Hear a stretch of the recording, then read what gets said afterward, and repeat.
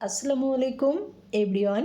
কাছের অথবা দূরের যে যেখান থেকে আজকে আমার এই রেসিপিটা দেখছো সবাইকে জানাই ওয়েলকাম। হাজির হয়ে গেলাম বিকেলের জন্য খুবই সহজ ইউনিক একটা নাস্তার রেসিপি নিয়ে। কাঁচা আলু আর আটা দিয়ে আজকের এই নাস্তাটা তৈরি করে নিয়েছি। খেতে যেমন তেমনি তৈরি করাও একেবারে সহজ।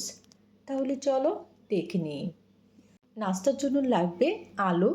তো এখানে মিডিয়াম সাইজের 2টি আলু খোসা ছাড়িয়ে নিয়েছি। এখন গ্রেটারে গ্রেট করে নিচ্ছি। অবশ্যই এরকম পানির ভিতরে রেখে গ্রেট করে নিবে, তাহলে কিন্তু আলু কুচিগুলো আর কালো হবে না। গ্রেট করে নেওয়া হয়ে গেছে। তো পানি দিয়ে ভালো করে ধুয়ে এরকম চিপে আলু কুচিগুলো তুলে নিচ্ছি, যেন অতিরিক্ত কোনো পানি না থাকে।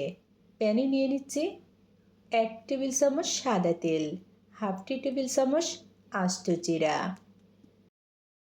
1 টেবিল চামচ রসুন কুচি, 1 টেবিল চামচ আদা কুচি। 1 মিনিট মতো লো আঁচে ভেজে নিব, যেন কাঁচা গন্ধটা চলে যায়। ভাজা হয়ে গেছে। নিয়ে নিচ্ছি 1 টেবিল চামচ পেঁয়াজ কুচি। অনেকটা ভাজা ভাজা হয়ে গেছে। এখন নিয়ে নিচ্ছে আলু। টেস্ট অনুযায়ী লবণ, হাফ টেবিল চামচ হলুদের গুঁড়া, হাফ টেবিল চামচ ভাজা জিরার গুঁড়া, অল্প একটু ভাজা গরম মশলার গুঁড়া, হাফ টেবিল চামচ চিলি ফ্লেক্স, পছন্দ মতো কাঁচামরিচ কুচি। এখন সব মিলিয়ে 3 থেকে 4 মিনিট নেড়ে চেড়ে ভেজে নিব। দেখো, বেশ কিছুক্ষণ নেড়ে চেড়ে নেওয়ার ফলে এখন কিন্তু প্রায় ভাজা ভাজা হয়ে গেছে। এর থেকে আর বেশি জাল করা লাগবে না। তো নিয়ে নিলাম 1.5 কাপ পরিমাণ পানি। পানি ফুটে ওঠা পর্যন্ত ওয়েট করব। অলরেডি পানি ফুটতে শুরু করেছে। নিয়ে নিচ্ছি আটা। এখানে আমি লাল আটা নিয়েছি 250 গ্রাম। তবে তোমরা চাইলে কিন্তু এখানে সাদা আটা কিংবা ময়দাও নিতে পারো। চুলার আঁচটা লো ফ্লেমে রেখে ডো তৈরি করে নিচ্ছি। ডো তৈরির একেবারে শেষ পর্যায়ে নিয়ে নিচ্ছে ধনিয়া পাতা কুচি।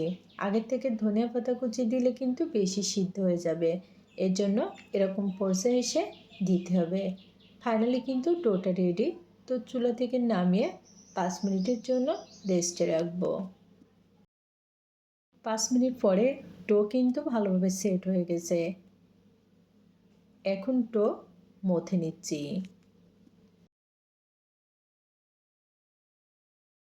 ভালোভাবে মথে নেওয়া হয়ে গেছে। এখন এখান থেকে এরকম ডো নিয়ে বড় সাইজের লেচি কেটে নিচ্ছি।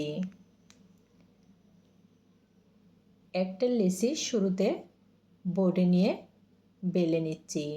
অল্প একটু আটা ছিটিয়ে দিলাম। দেখো, অনেক বড় সাইজের একটা রুটি বেলে নিয়েছি। আর হ্যাঁ, এই রুটিটা কিন্তু খুব বেশি পাতলা হবে না, একটু মোটা করে রুটিটা তৈরি করতে হবে। এখন একটা ছুরির সাহায্যে 4-5টা এরকম করে কেটে নিচ্ছি। বর্গ বানিয়ে নিয়ে সমান 4টে ভাগে ভাগ করে নিলাম। আর মাঝ বরাবরে এরকম করে ত্রিভুজ বানিয়ে নিচ্ছি। আসলে আজকের এই নাস্তাটা তৈরি করা কিন্তু একেবারে সহজ। তোমরা একটু দেখলে কিন্তু খুবই সহজে এই মজার নাস্তাটা তৈরি করে নিতে পারবে, আর খেতেও অসাধারণ। তো সবগুলো নাস্তা একইভাবে তৈরি করে নিলাম। নাস্তা ভাজার জন্য প্যানে নিয়ে নিচ্ছি পরিমাণ মতো সাদা তেল। তেল গরম করে নিয়ে এখন একে একে নাস্তা দিয়ে দিচ্ছি। আর হ্যাঁ, এই পর্যায়ে কিন্তু চুলার আঁচটা মিডিয়াম টু লোতে রাখতে হবে। একটু সময় নিয়ে নাস্তাগুলা ভাজতে হবে, তাহলে নাস্তাগুলা যেমন ফুলকো হবে তেমনি ক্রিসপি হবে। বেশ কয়েকবার উল্টে পাল্টে ভাজার ফলে কিন্তু নাস্তায় খুবই সুন্দর একটা কালার চলে এসেছে আর ভালোভাবে ভাজা হয়ে গেছে। এখন তেল ছেঁকে তুলে নিচ্ছি। বন্ধুরা, খুবই সহজভাবে অল্প উপকরণ দিয়ে মজার একটা স্ন্যাক্স রেসিপি তোমাদের সাথে শেয়ার করলাম। যদি ভালো লাগে ট্রাই করে দেখবে। আজকে আর নয়, অন্য কোনো দিন দেখা হবে মজার কোনো রেসিপি নিয়ে। খোদা হাফেজ।